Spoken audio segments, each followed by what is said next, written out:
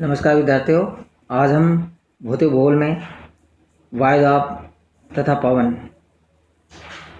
के बारे में अध्ययन करेंगे। सबसे पहले हम इनका सामान्य परिचय देखते हैं कि वायुदाब क्या है। वायुमंडल में पाई जाने वाली विभिन्न गैसें एवं अन्य तत्व भी एक भौतिक पदार्थ है। इनमें भार होता है। भूपृष्ठ पर वायुमंडल के दाब या भार को वायुमंडलीय दाब या वायुदाब कहते हैं। धरातल या सागर पर क्षेत्रफल की प्रति इकाई के ऊपर स्थित वायुमंडल की समस्त परतों के पड़ने वाले भार को ही वायुदाब कहा जाता है। हम सामान्य अर्थ में कह सकते हैं कि एयर प्रेशर, यानी कि जो एयर का हमारे भूपृष्ठ पर जो दाब पड़ता है वो वायुदाब कहलाता है। जितने वायु का भार होगा उतना ही भूपृष्ठ पर वायुदाब होता है। वायु क्या है? वायु यानी कि air is the mixture of gases, यानी कि वायु हमारी एक गैसों का मिश्रण है। जहाँ पर जितनी ज़्यादा गैसा का कंसंट्रेशन होगा वहाँ वायुदाब उतना ही अधिक होगा। जब वायु का कंसंट्रेशन यानी कि हम गैसेस का कंसंट्रेशन कम हो जाएगा, उनका संगठन कम हो जाएगा तो वायुदाब भी कम होता चल जाता है, क्योंकि उसका भार भी कम हो जाता है। गैसेस कहीं कम होती है और कहीं ज़्यादा पाई जाती है। कारण इसका सीधा संबंध तापमान से होता है, क्योंकि तापमान के कारण अगर हम गैसेस में अगर तापक्रम प्रदान करते हैं गैसेस को, तो उसके मॉलिक्यूल्स है वो स्प्रेड होने लगते हैं, फैलने लगते हैं, यानी कि एक दूसरे से दूर हटते जाते हैं। तो उस कारण से वो वायु हल्की हो जाती है, यानी कि गैसेस दूर चली गई, तो इस कारण से वहाँ का वायुदाब भी कम पाया जाता है। अब ये जो वायुदाब है सर्वप्रथम गैलीलियो के शिष्य टोरिसेली ने 1643 में नापा था। सर्वाधिक वायुदाब सागर तल पर ही पाया जाता है।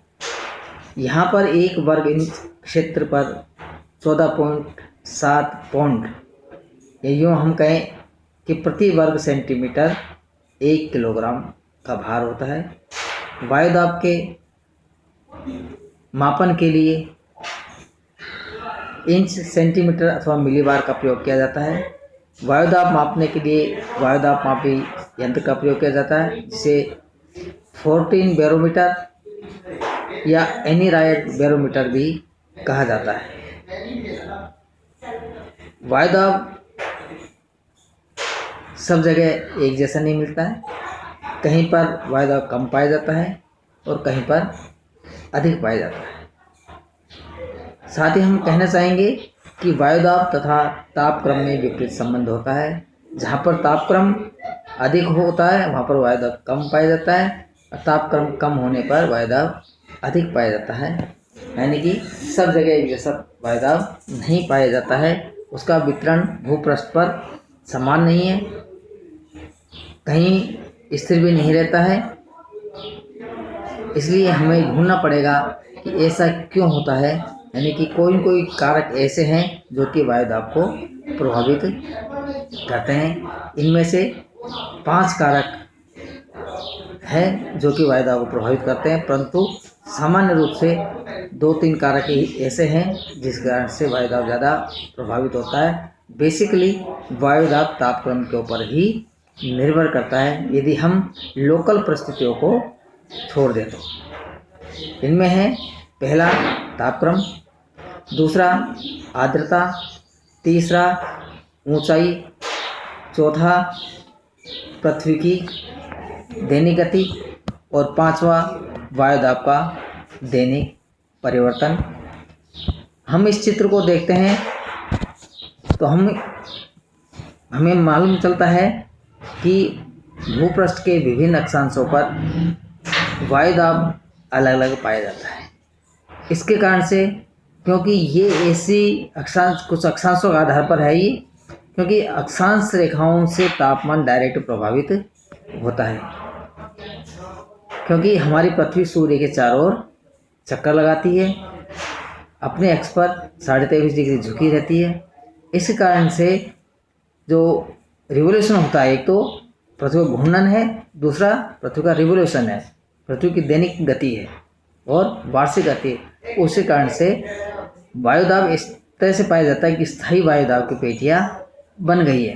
अब ये फिक्स है, परंतु सामान्य रूप से लोकल फैक्टर्स के कारण से वायुदाब एक सब जगह एक जैसा नहीं पाया जाता है।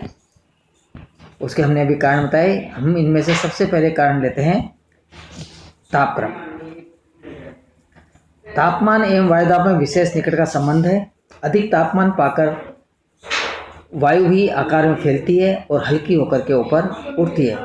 इस प्रकार ताप के घटने पर वायु ठंडी होकर के सिकुड़ती है, जिससे उसका भार बढ़ जाता है, यानी गैसेस का कंसंट्रेशन एक जगह हो जाता है और उसका जो भार है भूपृष्ठ पर पड़ने वाला वो बढ़ जाता है। जब तापमान बढ़ेगा तो वायुदाब घटेगा और तापमान घटेगा तो वायु दाब बढ़ेगा। इसलिए थर्मामीटर में तापमान जितना ऊंचा होगा उतना ही बैरोमीटर में पारा नीचे होगा, यानी कि वायुदाब कम होगा। विषुवत के प्रदेशों में स्थायी निम्न भार तथा ध्रुवीय प्रदेशों में स्थायी उच्च भार की पेटियों का विकास इसी कारण से हुआ है। दूसरा फैक्टर है ऊंचाई। वायुदाब ऊंचाई के अनुसार घटता बढ़ता है। जो हम वायुमंडल की ऊंचाई की ओर बढ़ते जाते हैं वायुदाब घटता जाता है, क्योंकि ज़्यादा भारी गैसें हैं। वायु जो गैसेस का कंसंट्रेशन है वो वायुमंडल की निचली परतों में ज़्यादा पाया जाता है।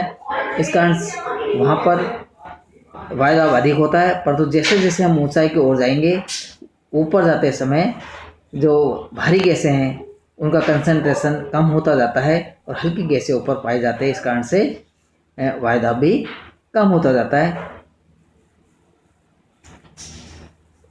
यही कारण है कि वायुदाब समुद्र पर सर्वाधिक मिलता है। प्रारंभ में ऊंचाई बढ़ने के साथ साथ वायुदाब धीमी गति से गिरता है, किंतु अधिक ऊंचाई पर वायुदाब विशेष तेजी से गिरता जाता है। सामान्यतः प्रथम 5.5 किलोमीटर की ऊंचाई पर कुल वायु का आधा भार रहता है।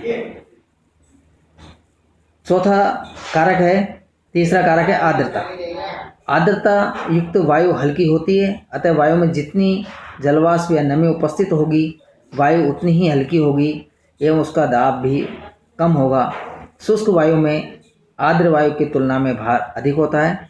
स्थल पर शुष्क वायु के कारण वायुदाब अधिक रहता है, जबकि सागरों पर अधिक नमी के कारण कम वायुदाब पाया जाता है। चौथा कारण है पृथ्वी की दैनिक गति। भ्रमण करती हुई पृथ्वी धरातल पर दाब का अनुपात लगभग संतुलित रखती है। घूमती हुई पृथ्वी में हर वस्तु को अपनी ओर आकर्षित करने की शक्ति होती है।